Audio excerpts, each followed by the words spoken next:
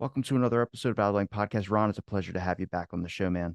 Yeah, good to see you again. Yeah. I invited you to talk about the Weather Underground because last time we didn't really dive into it like I thought we would, mostly because we were talking about covert action, which is important as well too. To discuss that, and we kind of my show's conversation, we keep the range. But Ron, could you explain to me a little bit how you got started writing about the Weather Underground?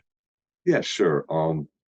I was in high school when the Weather Underground began, and their actions, I guess nowadays they would be called terrorist actions. Back then they were called something different because the language was different, I guess is the best way. There was much more of a movement that understood that stuff. But and being a teenager, you're kind of fascinated, or a guy teenager especially, I think you're kind of fascinated by people who make bold actions. You're like outlaw, the whole outlaw thing and stuff like that. And so that's kind of where they struck a chord with me. And then when I was, like I said, the first I ever heard of them was in like 1969 when they had their first action in Chicago. Um, Called the Days of Rage. And then when they went underground, I was living over in Germany by then because my dad was in the military and we got stationed over there. And there was a similar kind of groups going on over in Germany, like the Red Army faction. They began a little bit after that, and basically they were trying to start a revolution in a non-revolutionary situation. But back then, there was a lot of people who thought there was going to be a revolution, so that's kind of how I got interested in them. And then over the years, I kind of, they faded into oblivion for a number of reasons, which we may or may not talk about today.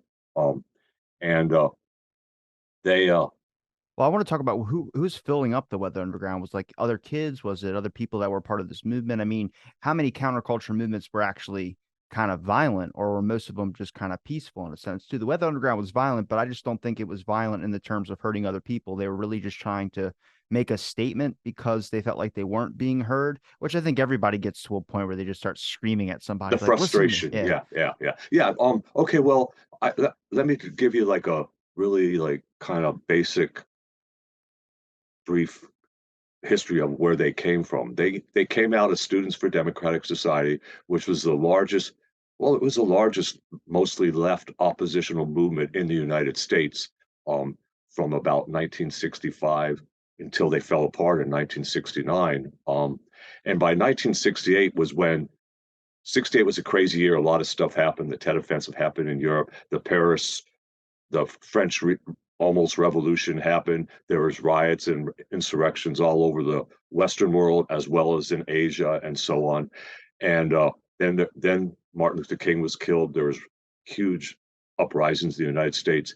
So they came out of that whole milieu where things seemed to be getting out of control because of capitalism, racism, the war. The counterculture was starting to really take hold, the drug side of it as well as the other aspects of it. It was really broadening its reach. So by 1968, a lot of commentators figured there was over 100,000 members of the Students for Democratic Society. And when you get that many members of any organization, especially when it's not a tightly controlled organization, each chapter on each college campus or whatever, because it was mostly a college phenomenon. There were some chapters in high schools, and there were some chapters that stood alone that were not connected to any type of educational situation, like young professionals, what they call young professionals now, and so on. Basically people fresh out of college or grad school, or whatever. Did any Uh, professors fill up the Weather Underground? Any of them like just bother um, looking into it? some of them were mentors. I would say they were never official members, but they might have done some of the above ground work and so on and so forth, like logistical stuff. So anyhow, the Weather Underground in 1969, they had this a big national convention of the Students for Democratic Society. They had one every year, and there was it was heading to a point where there was going to be some kind of But split. Yeah, and that's what happened because there's at least three different major trends within the the national organization. One trend was very it was led by the Progressive Labor Party, which was a Maoist group, and they were all about dressing up like what they thought working people look like, and which is white middle class, working class, whatever, and then going into the factories and organizing. And their politics, they didn't support the Vietnamese National Liberation Front slash Viet Cong, whatever you want to call them. They were against all nationalism.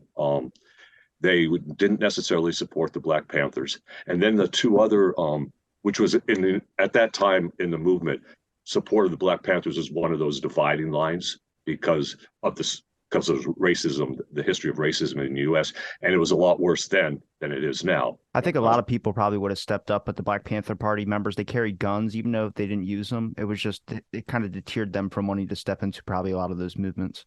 Yes, yeah, absolutely, yeah.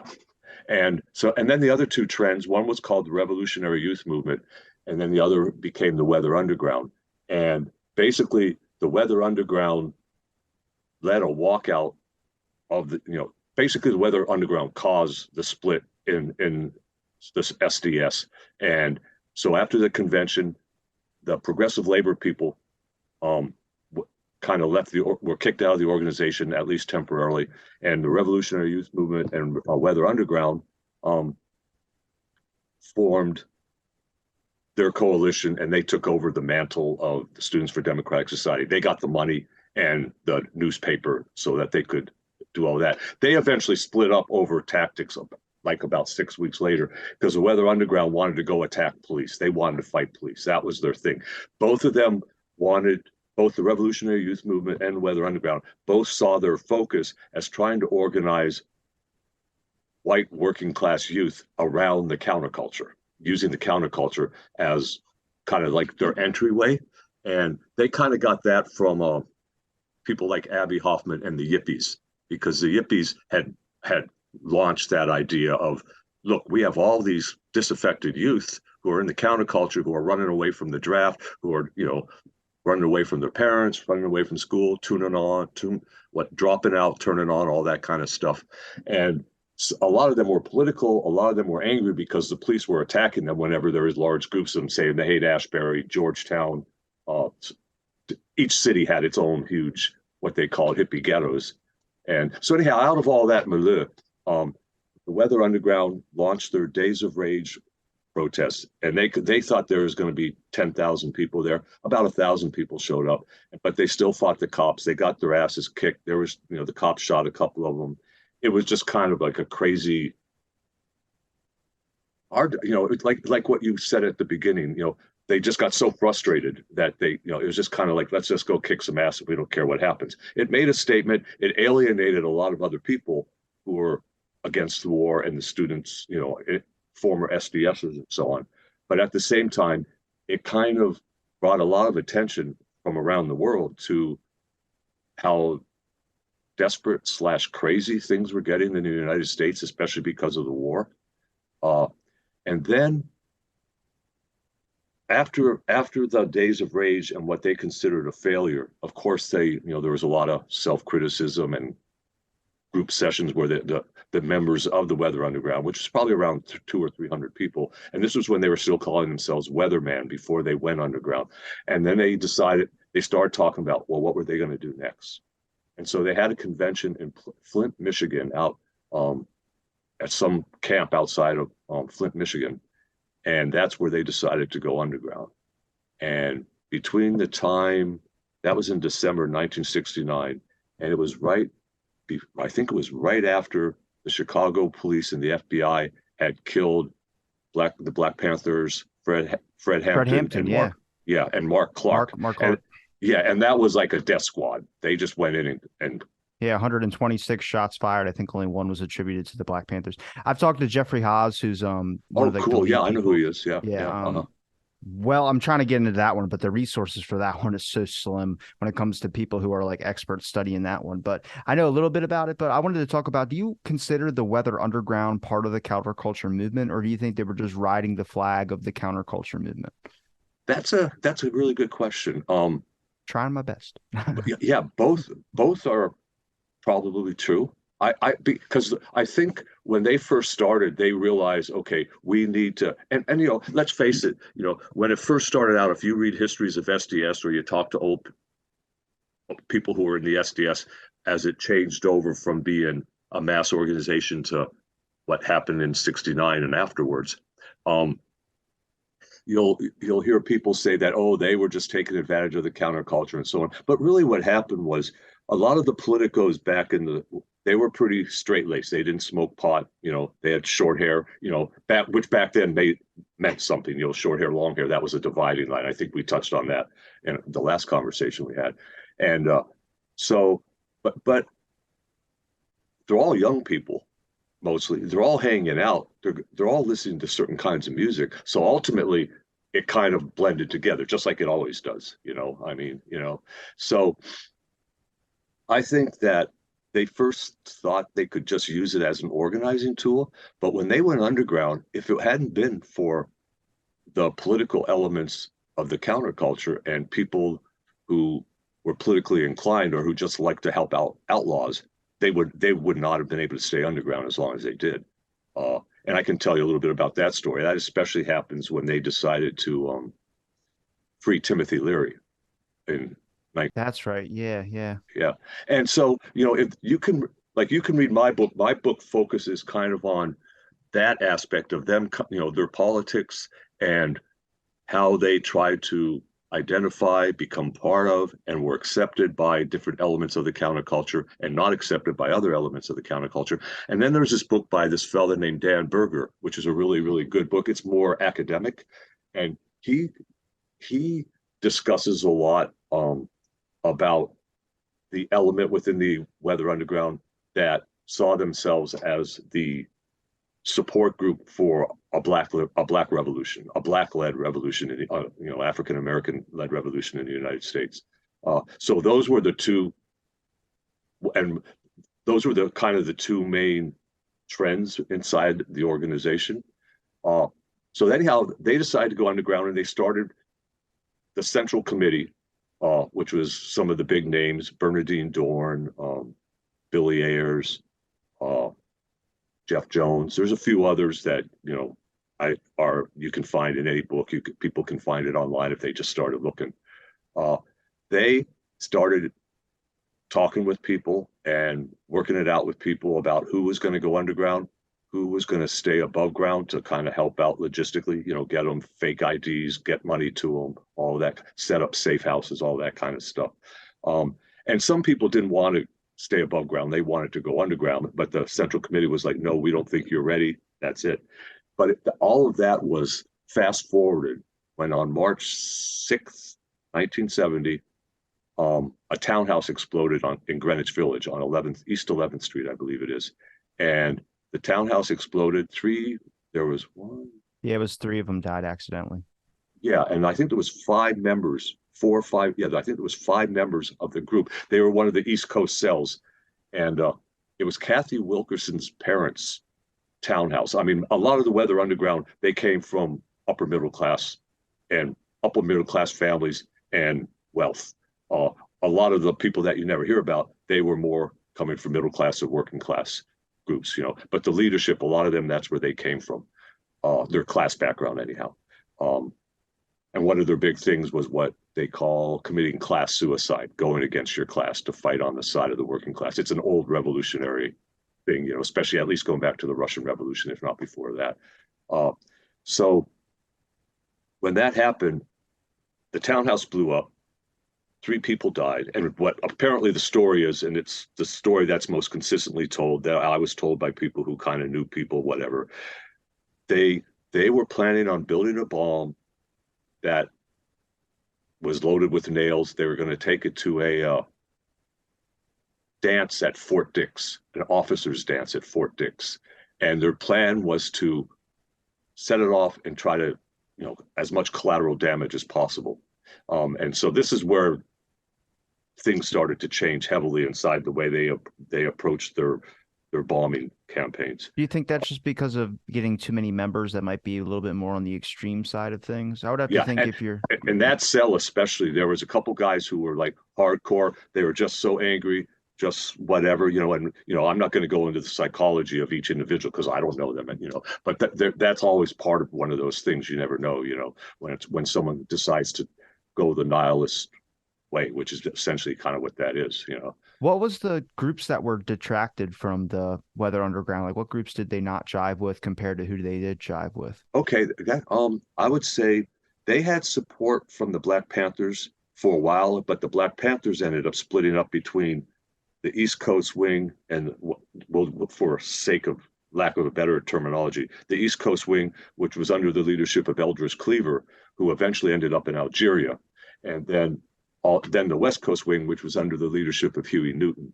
And they both, the East Coast wing was much more into like, let's start the revolution now, as opposed to the West Coast wing realized they were going to have to, they had a lot of organizing to do before they would have enough popular support to move it to the next stage. Um, but the groups that were really against it were, well, most of the traditional left-wing groups, the Socialist Workers' Party, the Communist Party, the Revolutionary Youth Movement was against them because they thought the Revolutionary Youth Movement was much more into organizing and education and demonstrations as opposed to blowing things up or those kind of attacks. Uh, Is that because the violence is seen more as like a right thing when it comes to what they were going after? I would say probably more they just didn't think it was would be received by the people they wanted to reach correctly, because it was too premature in terms of what you do if you're going to plan a revolution as much as you can plan a revolution. Um, they thought it was unnecessarily provocative, um, and there was rumors, although this has never been proved in all the research I've ever done, they were that they were being that there was agent provocateurs within the group. However, there wasn't. There was an informer during the in the first version of the Weathermen Weather Underground, Larry Grathwall, and he wrote a book called Bringing Down America or something like that. And he ran into the Weathermen in Cleveland because they had a big chapter there. And then the FBI started paying him. He infiltrated the group, but they figured out who he was like in the early 1970s and kicked him out of the group. And from then on, they were super tight until like 1977 when the group had split up into at least two or three factions, and there was only like 50 people left in it by that time, anyhow. And then they got infiltrated by members of the California Bureau of Investigation / Red Squad, and they provoked them. I knew they blew up a toilet, but has there been anything else besides? And we're going to get to the Timothy Leary thing. I have to know about that because I had learned a lot about Timothy Leary through separate conversations, and the Weather Underground is also a name that gets mentioned. But I mean, did they have any? Obviously, they probably had some failures, but did they have anything that, I mean, was the media talking about them? Was the government starting to be like, this is going to be a real problem? They were they Yes, the government was after the Black Panthers. They were probably the one of the group. They were probably like in the top five groups that the Oh, shit. FBI went after. They were terrified of them. And let me set like a kind of like a more of a background too. If you go online and you can find this magazine called Scanlens, which was like a left wing magazine that existed for about maybe 8 months in the 8 months, maybe a year. It was like left and avant-garde. They had this article in there about how many bombings were reported by the FBI, um, political bombings, and it was something like 350 in 1 year. Uh, and so the Weather Underground probably did at the most 30. Uh, and the rest were done by other groups, like just individual groups who were opposed to the war. Most of them were about the war. They were mostly attacking military installations, recruitment centers, research places on campuses, that were affiliated with the Pentagon or some element of the defense establishment. Um, so I would say their most famous, infamous bombings were the bombing of the Capitol in 1971, uh, and the bombing of the Pentagon in 1972. The bombing of the Capitol, that's the one I believe both of them, I think, I know the Capitol, I'm almost positive the Capitol one, if I remember right, was in a bathroom. It didn't cause much destruction beyond destroying the bathroom, which was probably like in those days a couple $100,000 worth of damage. Today it would be $1 million just because the dollar is what it is. Yeah. Um, but the one in the Pentagon actually destroyed a bunch of tapes because, you got to remember back then things were computerized, but it wasn't computerized like it is now. I mean, they had those big tapes that you see on like 2001 and stuff that are, and so they destroyed a lot of information on that. However, my father was in the Air Force, and he told me like afterwards that they, of course, had that information stored somewhere else as well. But it caused huge alarm. The media was all over them. They broke into their lawyers. The FBI broke into their lawyers' offices a lot. Um, even the White House plumbers broke into them. Nixon was afraid. Nixon wanted to get him really bad. J. Edgar Hoover wanted to get him really bad. That was one of the points where they totally agreed with each other. And the media painted them up real big. And when the FBI was finally able to get some warrants regarding the Days of Rage actions and then a couple bombings, um, they expanded the FBI's 10 most wanted to I think the 20 most wanted, and there was 4 or 5 members of the Weather Underground who were in that top. That's really interesting that they had such an impact like that, that even the FBI was kind of really scared of what the actions that they were doing. Because now you wouldn't even be able to know if you did anything that pissed off the FBI. They could just come over and be like, "Hey, you did something." It's like, what? What did I do? Yeah, yeah, and that's I think that brings up a whole lot of interesting points. Probably the what one that's probably key to a lot of things. The difference between then and now is that the media was the mainstream media was two things at the same time. Then it was owned by a lot more different corporations. Now the media is owned. Most of the media in the United States is owned by like 2 or 3 big companies, if that. Deep state, deep state. Yeah, yeah, or the corporate state, same thing sometimes, as we talked about a Yeah. little bit. Yeah. But for example, the Washington Post was owned by the Washington Post. The Baltimore Sun was owned by the Baltimore Sun. Now the Baltimore Sun is owned by the Chicago Tribune, which is owned by this, which is owned by that, which probably all goes back to Time Warner or something. And the other side of it was that because for one, the big thing was the internet didn't exist, and that is so different in the way people receive their news.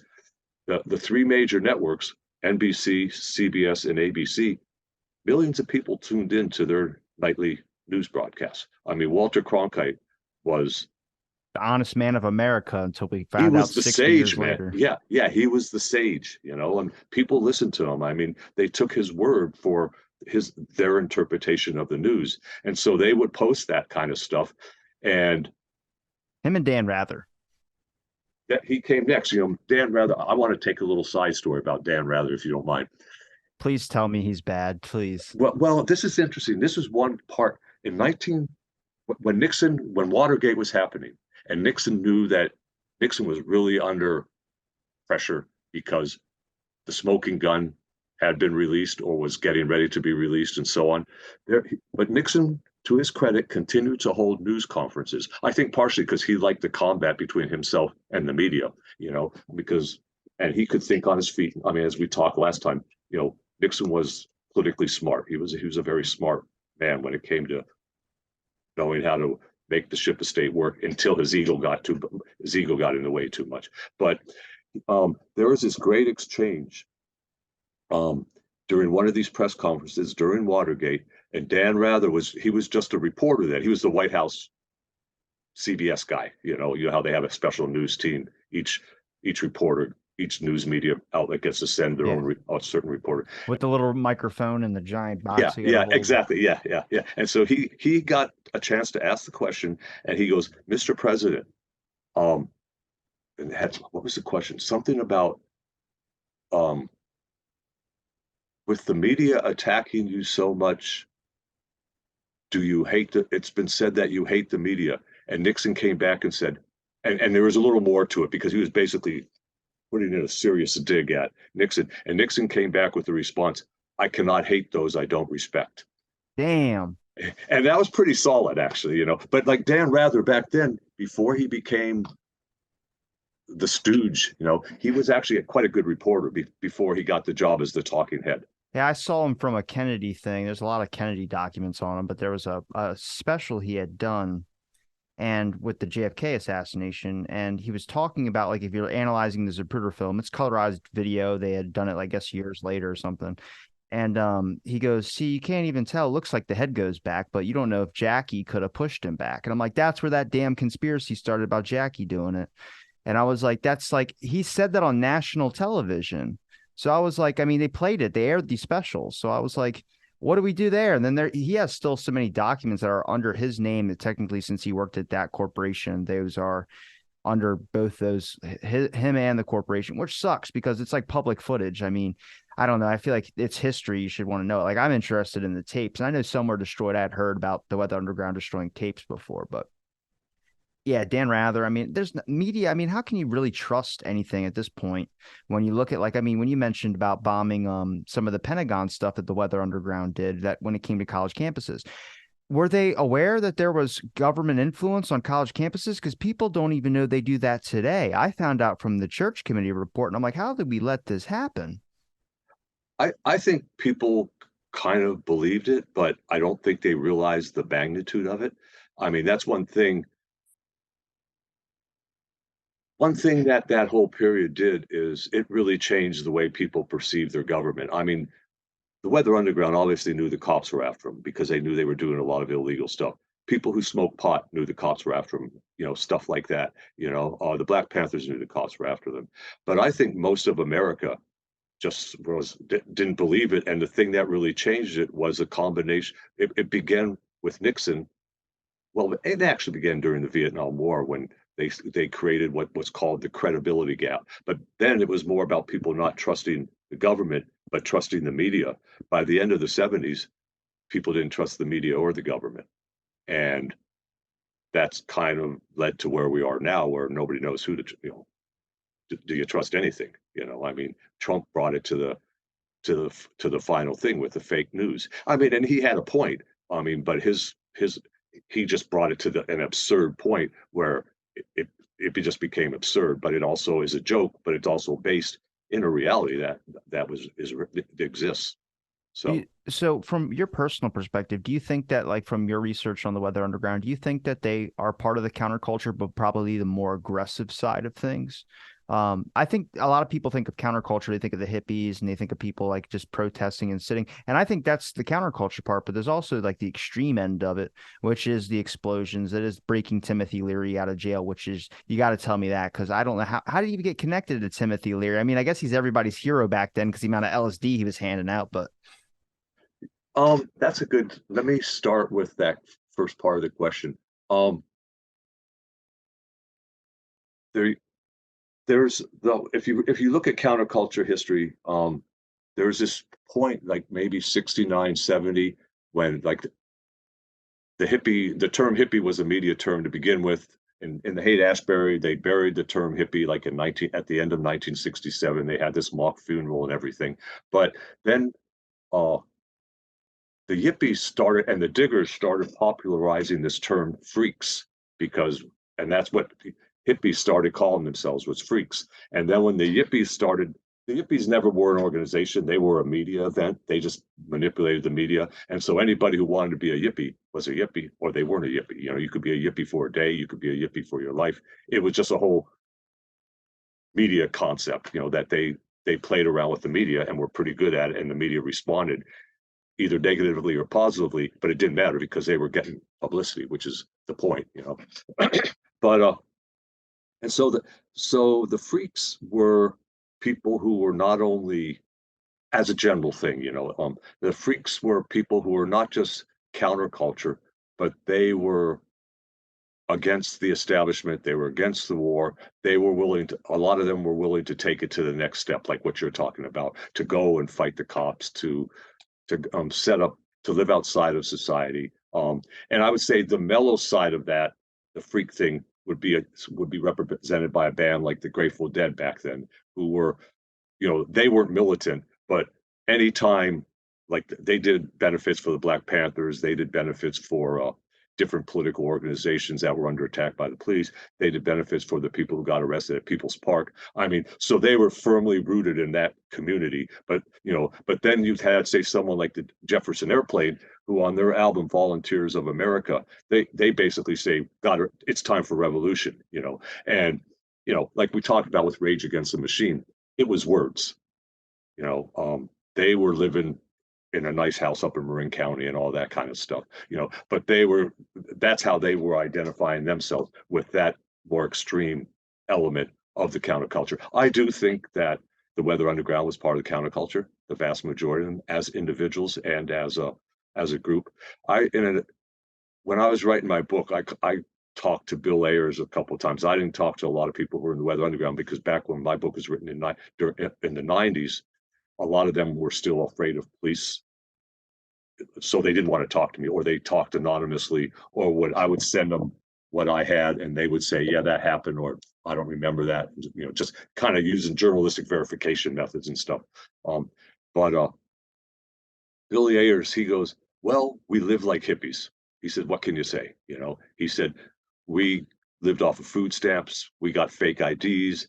We hit the dumpsters. We went to free meals. We went to the free clinics.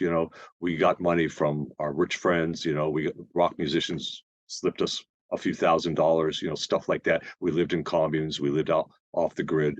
Just kind of how that the counterculture was kind of going to at during the 70s. Um, Now I can tell the Timothy Leary thing. Wait, did any of those guys you talked to, or anyone that messaged you back, or anybody you interviewed about the Weather Underground, did any of them have any regrets? Yes, most of them did.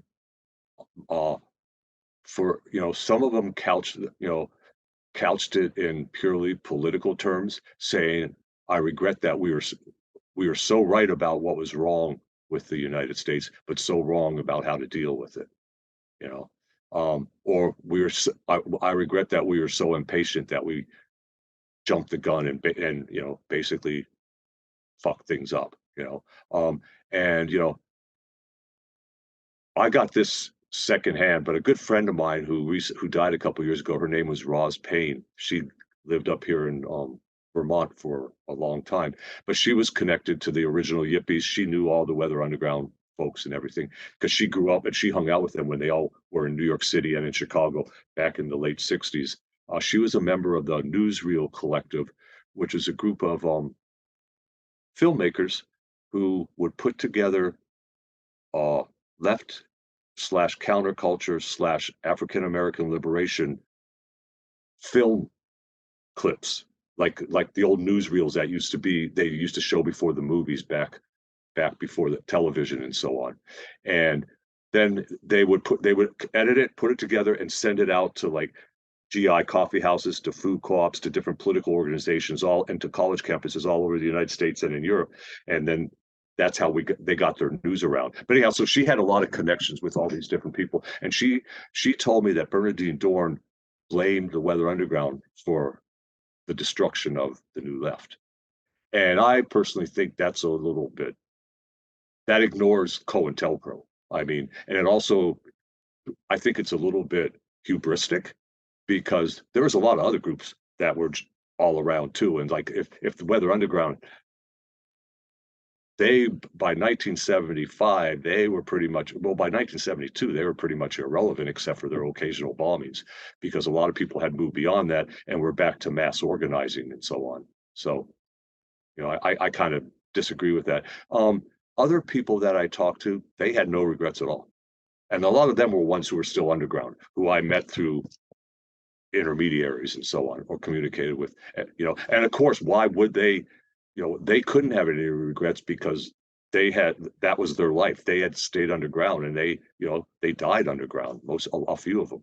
So I just because when I talked to Abe Peck, he worked for the Chicago yeah, Seed when yeah, they were good doing this. guy. Yeah, Yeah, yeah, so when he told me like he had regrets about some of the things or some of the actions he had done, and I guess that's all the hindsight. You can kind of look back on some certain things. He never did anything super aggressive. I mean, he would throw a brick at a cop or right, something, but right, right. there's a lot of it where I was like, it's just interesting to see the balance of the age later. I mean, there's still people that to the T they go, everything we did was right, but it is like, was that one of the causes of the extreme violence? I mean, COINTELPRO, all these programs that get loaded out later. I mean, it's a lot of that stuff happens to do with the violent actions that start happening. But I don't know. It's just interesting to me because it's so like if you could go back in time and be like, you guys have it all perfect, just don't do the violent stuff, and you might actually start. I mean, they were organized. They had safe houses. They had so much where it was coordinated. It was like they were already all set up and ready to go. Yeah, But yeah, then yeah. the underground part though, and that seems like the worst possible scenario to go underground. You have to like uproot your life. But how deep was the underground? Like how big did that expand? Um, that's a good. There's no clear numbers or anything, but let's just say that they were able to stay underground until they decided to start surfacing in the late 1970s. Um, and there were safe houses all over the country. They were primarily located um, in Northern California. There was a couple in the Midwest, like around in Ohio, Chicago area, and then there was a few in the Northeast, New England especially. There's quite a few, and some of them were hardcore political supporters of the Weather Underground. Others were just people who were like, no, we're not going to let the cops get a brother or sister, whatever, a fellow, a comrade, whatever you want to call them. I've run into a few people up here in Vermont who put put up different Weather Underground members because the Vermont used to have like about 50 communes, and a lot of them they were pretty well organized politically and so on. Like they set up food co-ops. A lot of the stuff that they set up exists now, like food co-ops and women's health centers and alternative schools and all this kind of stuff. But they were and Vermont being an incredibly rural state even now, back then was even more rural. So it was fair. I mean, they didn't even have an interstate yet. Uh, it was fairly easy for people just kind of get to go to somebody's farm out in the woods and hang out, and then eventually you could come up with a disguise and show yourself back up. And that tradition that tradition stems out of Vermont's role all the way back to before the Civil War with the Underground Railroad and everything. So it's just kind of, you know, but I would say the underground probably involved between 500 and 1,000 people who were connected on different levels. Some people, Was it an East Coast thing or a West Coast thing? I think it was mostly East and West Coast, because there was two very because actually where the Weather Underground finally died was on the West Coast because by then the East Coast people there had been a major split in like 1977 between people who wanted to go above ground and organize working people and the people on the West Coast as a general rule. These are kind of generalizations in terms of geography, but the people on the West Coast wanted to continue to be underground and bomb different different corporations and stuff like that. Uh, but how the Timothy Leary thing happened? One thing after the townhouse bombing and the three people died, they began to do a lot of each cell, each cadre, whatever you want to call them, begin to do a lot of self-examination, and then they would communicate with the central committee. And so they went through a lot of soul searching, group searching, about tactics, about their politics, about what they were trying to accomplish, all these kind of things that political organizations and any organization goes through on some level when something happens that messes changes their approach. Uh, and so they decided that they were going to join together with the freak community. They were going to become one with the counterculture. And Timothy Leary had finally been busted. It was a lame charge. He had been busted. He had been traveling with his daughter in Texas, I believe, and he got busted. He had Was it like a joint or was it a bowl that he had in his car that had nothing in it? yeah, it was like I think like a roach, like half a joint or something like that. And they busted him, and the Texans turned it over to the feds because they knew, the feds were like, we want him, we got him. And back then, that was 20 years, uh, and so they got him. He went through all the court stuff. He ended up in a minimum security prison in San Luis Obispo, California, uh, and Well, that's interesting. They had a minimal security one because I feel like there was a manhunt from Nixon towards Timothy Leary to try and oh, get there him because was, yeah, he was yeah, really yeah. just a I wouldn't say a message, but he was kind of like the face of the counterculture movement or started to become the face of the counterculture movement. There's a good book that came out like 2 or 3 years ago exactly about that. It's called The Man.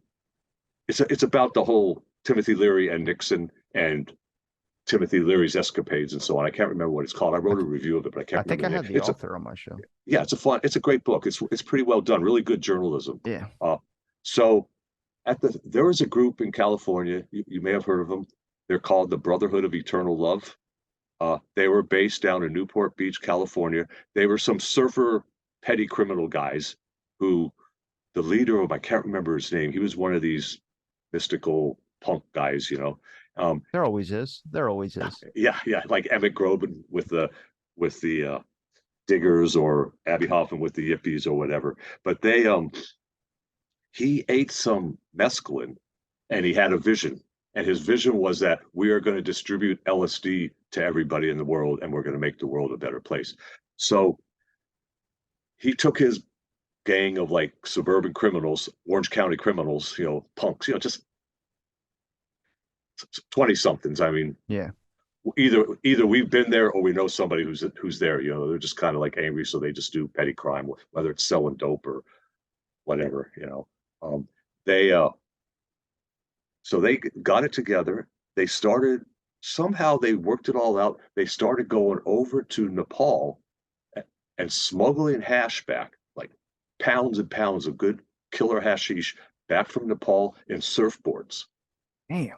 And they got it back and they started selling the hash. And when with the money they made from the hash, they hooked up with Nick Scully and Timothy Sands, I think is who were two LSD manufacturers who had worked under the mentorship of uh, Stanley Owsley, the bear, who was like Yeah. the original illegal acid guy. He's a guy who outfitted the Grateful Dead. He provided most of the acid for all the stuff that happened in the counterculture. Yeah, my buddy oh God, I know his book is Acid Dreams or something, not Acid Dreams. That's Martin Shee's book. That's Jay Stevens, Acid Dreams. There's another guy out there. I'm blanking on his name. I can't believe it. His name is the Barbarian of Subculture or something like that on Twitter.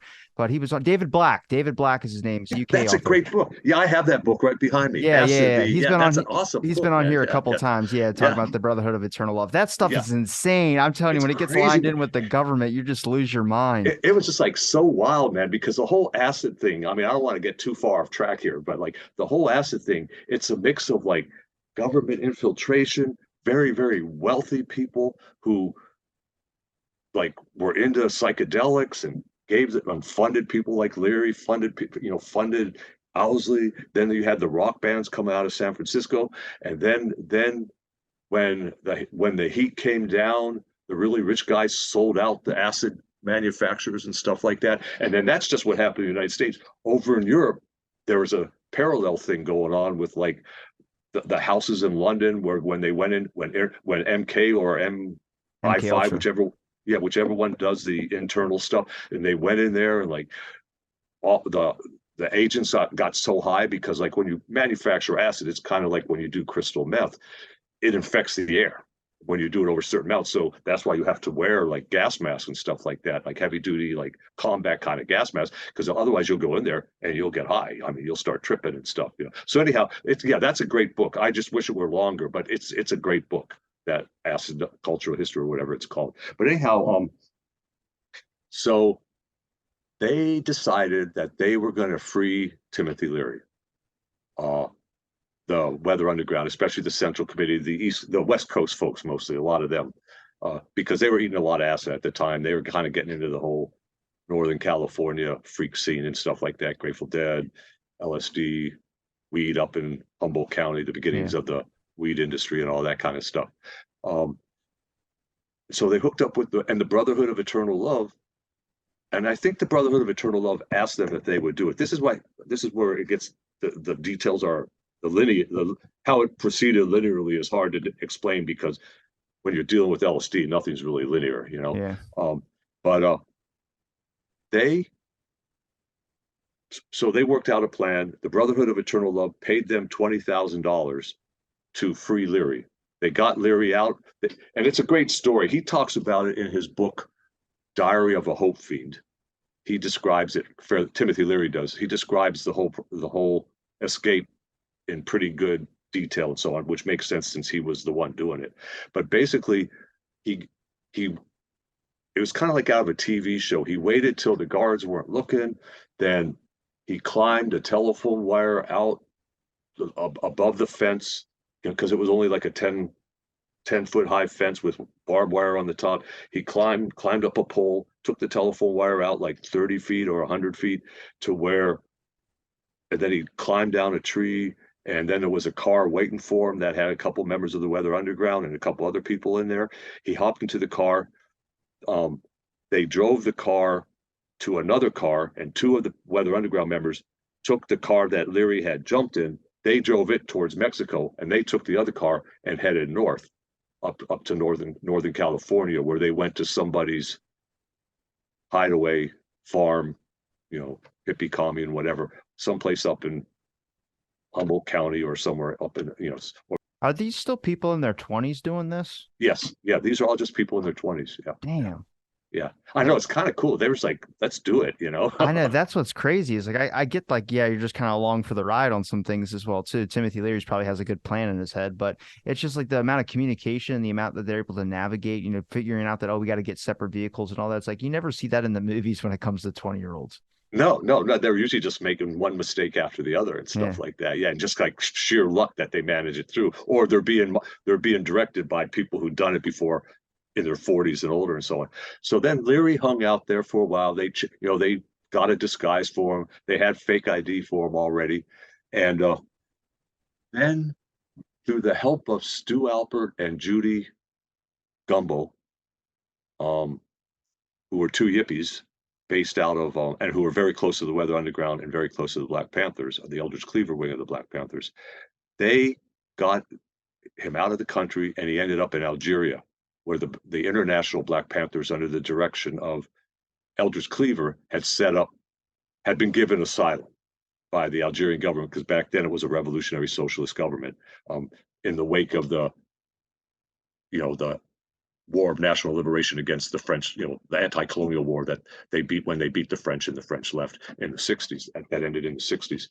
And they hung out there for a while, but Leary, one of the conditions was that Leary could not do any drugs while he was with the Black Panthers, because I mean, drugs attracted cops. Let's face it, And in a country like Algeria, even though there is a lot of hash and marijuana, Algeria, it's mostly an Islamic population, and like a lot of religions, they frown on drugs, Yeah. outside of religious things, but the key thing was the Algerian government was the enemy of most Western governments, because of its because of its revolutionary stances supporting other third world revolutions and so on.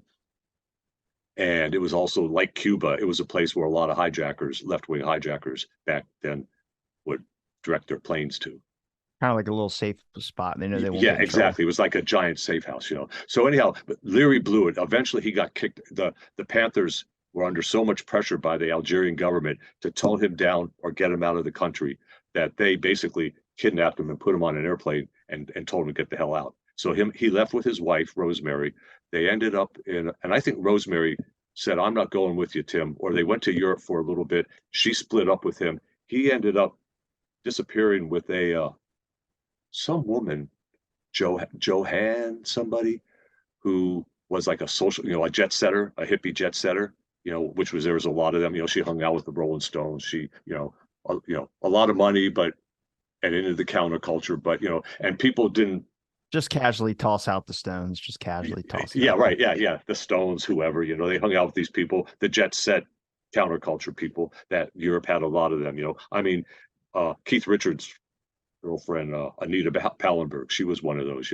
She dabbled a little bit in movies, but mostly she came from money and was a freak, a hippie. Do you think that the American counterculture kind of represents the main focus of counterculture based on every other countries, or do you think that like all the other ones have a little bit more interest to them? The American one's the only one I really ever hear about. I think the American one was the original. I think it basically, you could be critical and say it was a form of cultural imperialism, because basically it's like we kind of talked last time. The rock music was the way the counterculture spread its gospel, and rock music is a British and American, mostly a British and US phenomena, although Germany had a fair number of rock groups and stuff. But they, yeah, I think everything was came out of America Yeah. regarded that. I mean, the Germans had their own particular flavor to it because it's Germany, the Brits had their own one, the Dutch had theirs, the Italians, et cetera, and so on. And but yeah, I think it was pretty much an American phenomenon that just kind of went worldwide, just like a lot of American stuff was going worldwide back then because of its dominant place in the political, the geopolitical structure of the world. How did we get a record that the Weather Underground helped out Timothy Leary? I mean, were they openly talking about it that it was getting published back then? Okay. They yeah, it was in the news, but then they published a communique. I mean, one thing the Weather Underground did was, they're all very literate, well-educated people, and so anytime they did any kind of action that they wanted people to know about and why they did it, they always published a communique and would send it to the media, and the media would always publish it faithfully. It would always, and they would send it both to like alternative media like KPFA, Pacifica Radio out in Berkeley, or the Pacifica station in WBAI in New York, and or the one down in LA. Those were the three main. But back then Pacifica was a publicly owned network that wasn't PBS. That was pre-PBS and pre-public radio. And it was very left oriented because it was basically Yeah. begun by people who were against commercial radio. And they mostly, they played a lot of different kinds of music, and they kind of do what the internet does now, kind of like what you do, and kind of like what other people do, although they tended to stay to the left of the political center in terms of their interviewers, their DJs, their programming, and all that kind of stuff. But also, if you remember, we talked a little bit about the underground media. And the underground press was still pretty huge until about 74, 75, when when Rolling Stone became the dominant force and the apolitical media kind of took over, and a lot of those papers that were political beforehand kind of changed their name, became things like the Seattle Weekly. A lot of them don't exist anymore. The City paper that Yeah. used to exist, those entertainment papers that kind of disappeared now because they're all online. It's too expensive to do the print version to them. Do you think the internet killed the whole underground press, or it died way before that? It died way before that. Yeah, Okay. I think what it killed was, I don't know if you remember this or just discussed this or looked into this. I think it killed the zines because the zine Zines. revolution was huge in the 90s. It came out of punk, like late 80s into the 90s and into the early 2000s. It came out of like the punk culture and the anarchist culture, and then the skate culture, and a bunch of those other like subcultures that existed like from the late 80s all the way into probably till like around 2004, 2005. And the zines were they were rough, just they were photocopied usually, because photocopying had become so cheap by that time. I mean, you could go down to the print center and get to the Kinkos and get 1,000 copies made up for like $70, and then you either sold them or just passed them out at record stores and at concerts and at shows and stuff like that. And some of them were very political. Some of them were just supporting certain kinds. Like some were like totally only about hardcore. Others were totally only about it, ska, whatever, and others just kind of talked about local scenes. Some were, a lot of the ones when the Riot Girl thing started were very much about, that version of feminism. The Riot Girl feminism, Bikini Kill, all that kind of stuff. But I think the internet did more to kill that and the Well, it's reduced to like political cartoons is all you can hear and see about now, which is like little small ones that are just jokes. They used to be like big messages against Rockefeller type people. And then it was like we have this whole underground press. And I would just think with the internet, you have a bunch of people now that can just tweet something or write something and have it go up there and be an article or something like that. But I don't know. I like when you see someone use their artistic design on a cover of something that they did back in the days of the counterculture movement, just they're crazy designs that I've seen from like the Chicago Seed that was just like, yeah, no wonder this is definitely going to catch someone's eye. Yeah, I mean, it was it was very cool to look at. And I was just going to say, it's interesting you mentioned the cartoon thing. One thing that also I think the internet has destroyed was a lot of the do-it-yourself DIY comics. that used to be all over the place. I mean, people who were, they put together these little comics that you could go to like independent bookstores, especially, and Barnes and Noble and Borders, you in certain bigger places and in college towns, they would usually have a section for that kind of stuff too, for like, local creators and so Yeah. on. And now, I mean, it's out there on the internet, but it's a lot harder to find because like when you walk into a bookstore when everything was paper, you saw it there, like you said, it caught your eye. So you're like, oh, this is cool. And so you pick it up, pay your quarter, pay your $5, whatever it was, and take it home and share it with your friends and whoever else walked into wherever you were crashing out or staying and so on. Now, when you became older, I mean, do you still have the same, like in the beginning when you talked about first hearing about the Weather Underground? What, like, I'm guessing you were probably 16, 17 years old, you're in high school. Yeah, yeah, yeah, Okay. yeah. So, with all that time passed, when did you start? I mean, did you have any moments where you're kind of changing your perspective on the Weather Underground? You think that you have a stronger connection to them than you did back, well, I guess when you were in high school? Um, I would say, Because I have to feel like it'd be scary if you're in high school hearing about explosions or just hearing about these giant, like, kind of movements in a way. well, to back then, I mean, I just think it's kind of like people were so caught up in it, and it was just like part of the reality. And there was also the threat as a guy that you were going to end up over in Vietnam because the draft was Yeah. in existence. Uh, and so you were like, fuck it, let's do whatever we can to stop this stupid war and stuff like that. And a lot of my friends weren't into it. I was one of the always on the more militant side of like my friends. Most of my friends were all into the counterculture and everything. In high school because I would say over 50% of the school was at that time. And this was on a military base, but it didn't matter. It was that universal and deep. You know, I would say by the time by the mid '70s, I was still doing some political stuff with different groups, different left wing groups. Um, I realized, I had started to really look at the Weather Underground and try to examine critically the mistakes they had made.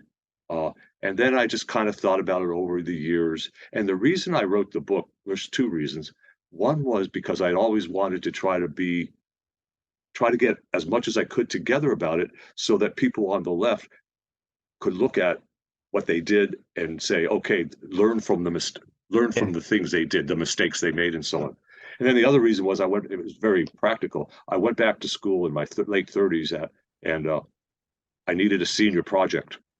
And so I said, I'm going to write a thesis on, on the Weather Underground. And fortunately, my advisor was a guy, Peter Bomer, who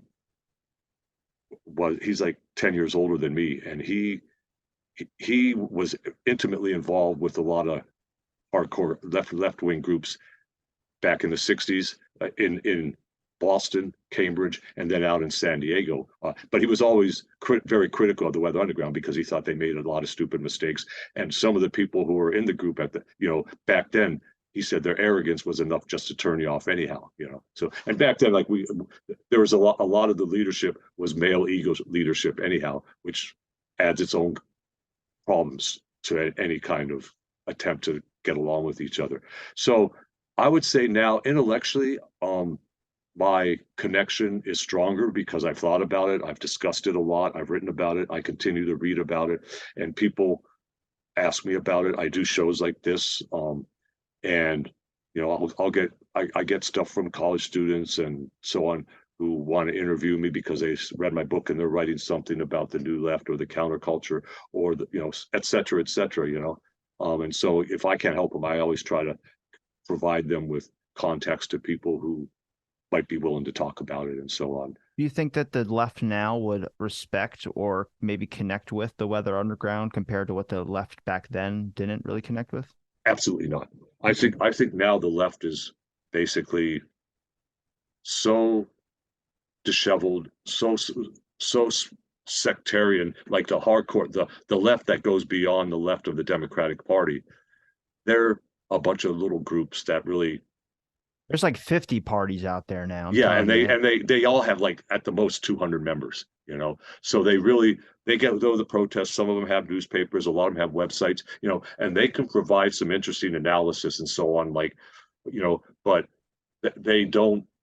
The majority of what would have been in the left in the 1960s, the SDS people, they would be Bernie Sanders types now. They're Democratic on the left side of the Democratic Party, which is only so far left before it, because it's part of the mainstream party and so on. It's a corporate party.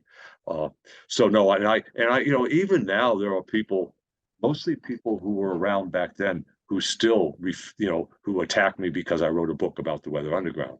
And I was like, my point in writing the book was to present it in a with from a left perspective, their history, with some analysis about what they did and why it was inappropriate or why it was just plain wrong, whether it was politically stupid, whatever.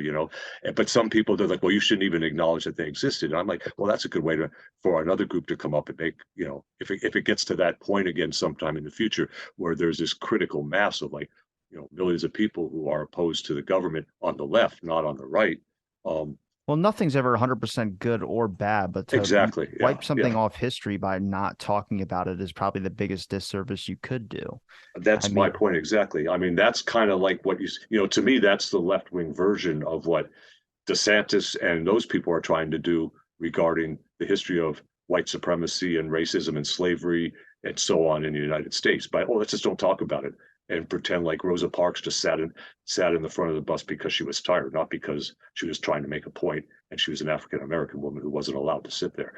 So yeah, I totally agree. If you don't know your history, you're doomed to repeat it, and usually even more foolishly than the first time. You know what I mean? yeah. So Well, with the Weather Underground, I mean, if you're ever going to write another piece or an area that you might have left behind, I know you wrote the book a while ago, but I'm sure you still have an interest in oh looking yeah, at just yeah. you probably come across new things every now and again. But is there ever an area that you would like to focus if you could write a whole other book about the Weather Underground? I would like to, and this would be and this is what I wanted to do back then, but it was like I said, it was impossible because people weren't talking. It seems very controversial. Yeah, I would love to, two things. One thing I would like to discuss more and interview and talk with people who were involved, either actually in the group, be it underground, or those who provided safe houses for them, and how they worked a lot of that stuff out, and the dynamics that were involved, and how they worked out their different politics. And then the other thing would be just to kind of take a look at it, because there's a lot more stuff out there now. There's been a lot of books written about them. There's been a lot more analysis coming out about them, and to take a look at what they thought then, what we think, what the left thinks now, and everything that has happened in between, both on the left and in the world and in the U.S., how the political, the political whatever Spectrum. pendulum has swung Okay. pretty far to the right.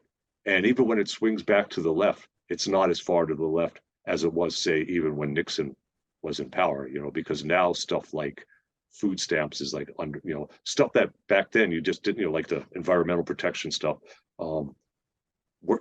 child labor, stuff like that. All that. EPA's captured 100%. Something's going on with them. I can tell you that much. Oh yeah, they got bought out like so long ago. It's sad. Yeah, I totally agree with that. Yeah, I yeah. was surprised when the Guardian wrote an article about the Ohio incident where the train thing exploded, and the Guardian was like, "We're going to investigate into this because this seems fishy." I was like, "Hey, someone's like actually questioning that. It's weird how they made all these people evacuate their homes, and the government starts coming in to buy up land. Like, what the Yeah, and fuck's say, "Oh, that?" don't worry, nothing to see here. Keep Yeah. on, move on." Yeah, To right. me, Yeah, I'm like, look, exactly. Yeah, I understand yeah, people could say conspiracy, but I started looking at things, and if you look at the number of properties that have just like caught fire or something happened, and then someone had bought that property and made something on top of that a couple of years later, I say that's pretty suspicious, a little bit. yeah. It reminded me of 3 Mile Island when all of a sudden, Oh yeah. they're saying, "Oh, don't worry, everybody's safe," and then like cows are dying, cows stop giving milk, the milk's radioactive. You're like, no, this there's too much of a cognitive There's dissonance only here. so Yeah, many coincidences in the yeah, world right. before you Yeah, really yeah, start yeah, questioning it. yeah, I'm yeah. when it comes to the Weather Underground,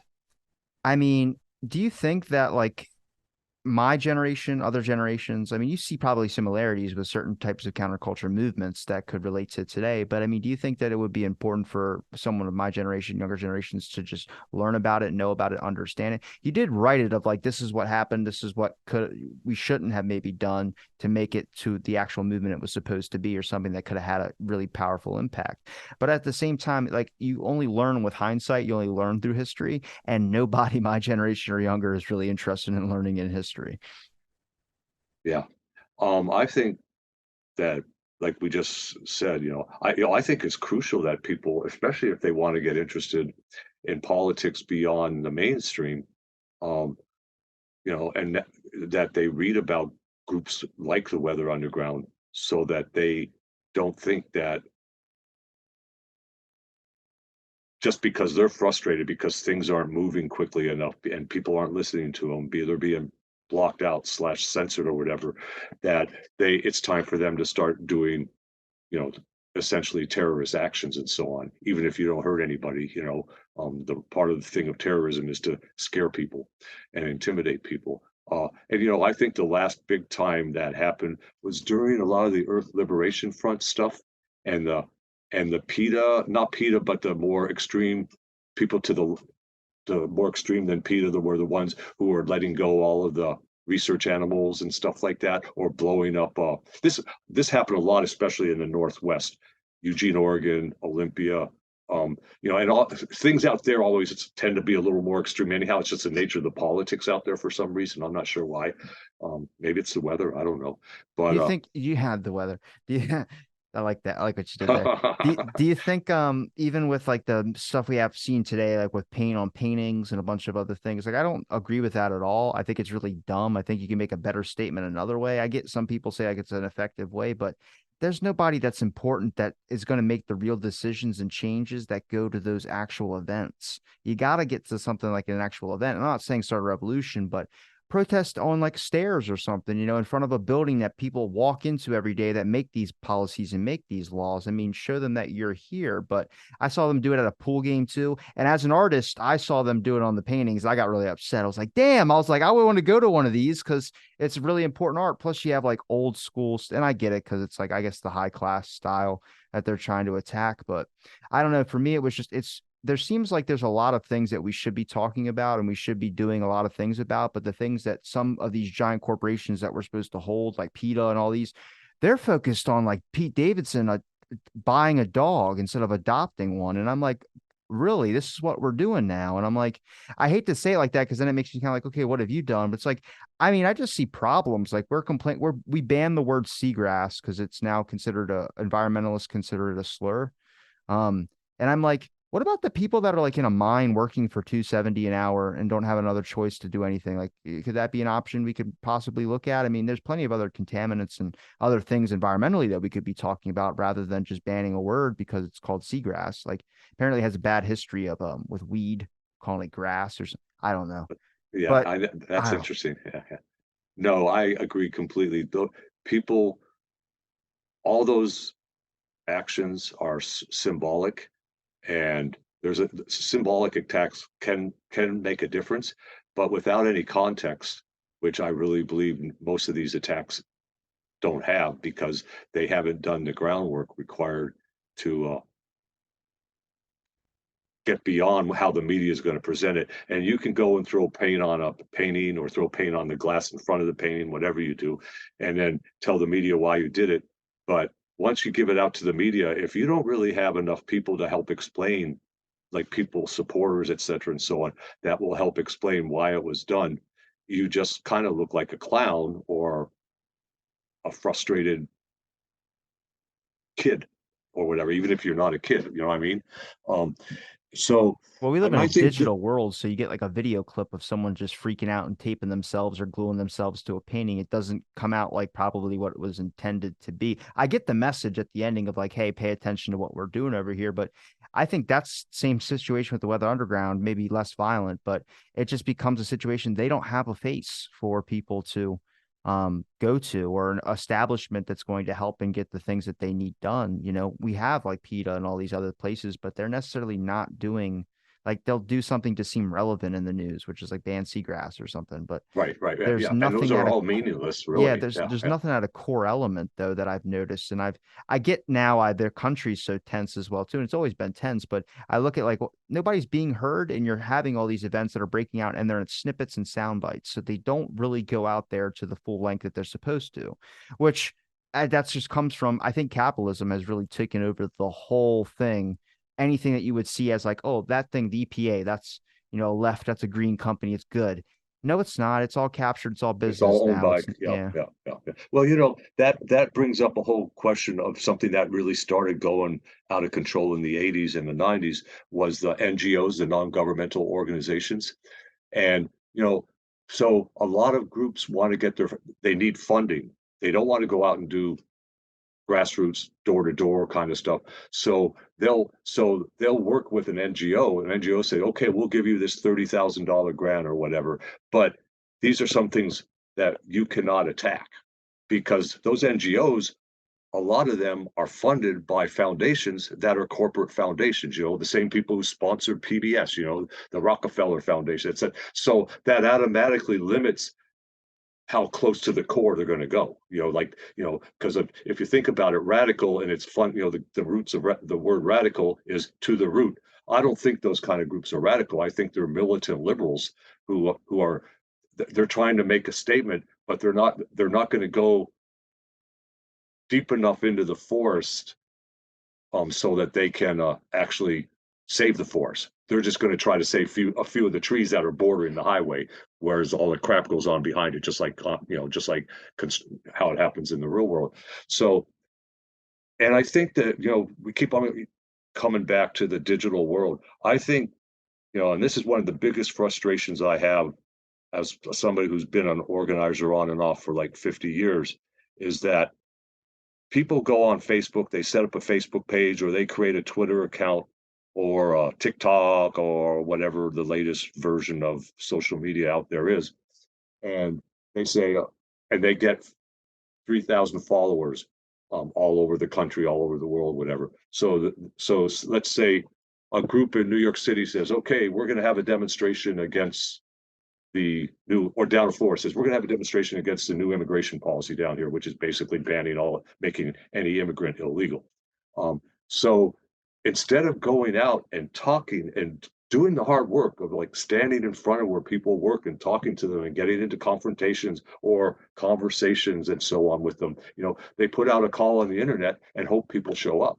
And that doesn't work. I mean, when I was like doing the labor stuff, like I think I told you I was president of my local like up until about the end of last year for 3 years. And we were going through a lot of contract stuff. And then the COVID stuff happened and they tried to like lay a bunch of us off without pay. And so we said no. And so we had a thing going on and they're like, we need to have a rally to shut down the mayor's office to say, no, you're not going to take this out on us, because we need to work too. We need to have income coming in, blah, blah, blah. And so what they did at first is they just put out a call on the internet and hardly anybody responded. I said, no, what we need to do is we have to go to where these people work and convince them that they need to show up, because even if it's not their work site, it could be their work site next. If it works here, the Domino. next city's good. Yeah, they're going to try it there and stuff like that. So that did work, but it's a lot of hard work. And I understand people don't have as much time as they used to. They're, and like a lot of the committed activists are paid activists. And so then they're either being paid by Move On or another element of the Democratic Party, or they're being paid by some NGO that has corporate backing. So they're limited in what they can do. And if they just want to go outside and do grassroots work and so on, it's hard to find that support, because that's the hardest part, is building the support from the ground up. So it's a really complex issue, and I can understand why people get frustrated and throw paint on that or attack. I don't understand why people would. I don't understand these personal attacks on celebrities, but I just think that like the one you mentioned about Pete Davidson. I don't even know who Pete Davidson is, but that's another story. But I He's a don't under. comedian, but Okay, okay. he explained it and everything. But Peter had just called it out like in a tweet, thinking it was like a good thing to do. Maybe it's just a pop up in the news or something like that. A lot of this stuff I start thinking is like psyops or something like that. Like the amount of exhaustion I get when I go on social media now. Like I only post once a day and then I'm off of it, which is unusual for my generation. But I'm only 25, but I can't handle it. Maybe it's my ADHD. I get too much input, not enough output, I guess. But I get exhausted from it. And I start asking my friends, like, yeah, I'll spend like an hour, but I start seeing them dweeing off a little bit throughout the day, off being off social media, because there's like a psyop exhaustion thing that happens where you're being flooded with so much your brain has nothing to do but to shut down. Yeah, yeah. That's what was the nice thing, if there was a nice thing about in the before social media, before the internet, was like how I was talking about. There was three major networks. You got your news from them, you got your news from your alternative paper or your lefty paper or whatever, and from conversation with your friends. And sure, they package the news in their own way, but you got a critique or you got the news in a way, and then you were able to kind of you had to go and actually try to think about it to make sense of it, as opposed to now, like you said, you don't really have time to think. There's a new thing coming up, and I mean, I get it. Both of my kids, they're in one's in their late 20s, the others in their late 30s. They don't do social media at all anymore, just for exactly the reasons you just said. My daughter was wicked into it in high school and so on, and now she's completely dropped off, except when she signs on for an Instagram account when she's going to some event where all the other people in the event, they want to have like a way to contact each other without Yeah. emails, because the young people don't do emails either. So yeah, I'm but learning yeah. it. It's difficult. Well, but Ron, I appreciate the time you gave me to talk about the Weather Underground, and join me again for another conversation, man. It's always a pleasure having you back on. Is there a place where people can find your links? If you want to say a couple links, or I could just make sure I put them in the description. Yeah, you can just put them in the description. Yeah, that's Okay. good enough. Any message to anybody out there listening? That would be maybe, I don't know, a young person thinking about making some change. Just don't say anything about starting a cult and we'll be good. Yeah, just read history, and just like read books first, because books are gonna people took a lot more time to write a book. So that usually means that the stuff that you read, the content is going to be at least more deeply thought out than what you're going to see on social media and on the TV for sure. I mean, at least on social media, you can respond to what you're seeing. On the TV, it's all programming. There's a reason they call it programming. So, And your book you were mentioning before I cut you off. yeah, my book is still available. You can get it through Verso, who's the publisher. They usually have it on sale for like $15. You can get it at a library. It's in like like several hundred libraries around the United States and overseas. And you can also buy it on Amazon. Go. I recommend going to a marketplace seller because it's usually cheaper, and then that way Amazon only gets a few cents as opposed to many cents. And it doesn't matter to me. I'm not in it for the money, which is good because you don't make a lot of money when you don't write pop fiction. So that's how it is. Yeah, Plus, better work if it's made through passion. So exactly. I agree. Like your web, like your deal. Yeah, yeah. I appreciate it, Ron. And Ron, thank you so much for giving me the time. And thanks everybody for listening to this episode of the Blank Podcast.